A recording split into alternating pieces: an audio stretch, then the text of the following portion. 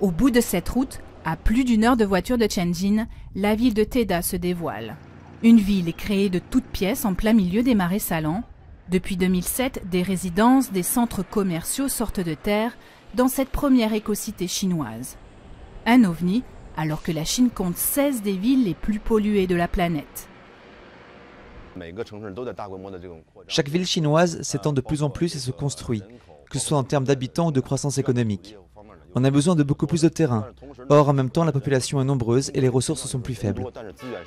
Né d'une collaboration entre les gouvernements chinois et singapouriens et cofinancé par des entreprises privées, Teda s'étendra en 2020 sur 30 km² avec des panneaux solaires fournissant 9 MW d'électricité, des transports en commun verts, un recyclage des déchets et de l'eau potable au robinet dans un pays où 70% des rivières sont polluées.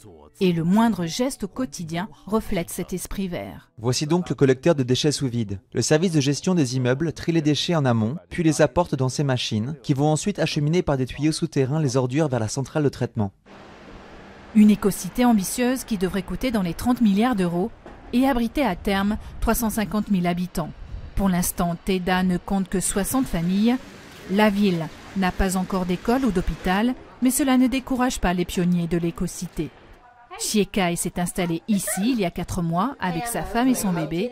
À Teda, le prix du mètre carré est quasiment le même qu'à Tianjin, 1 500 €.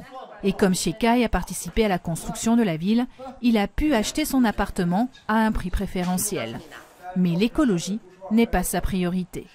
L'éducation et le transport sont 2 points forts ici. On est près de Pékin qui est à 100 km seulement. Et puis Tianjin est une grande ville autonome administrative où il y a une bonne offre en matière d'éducation.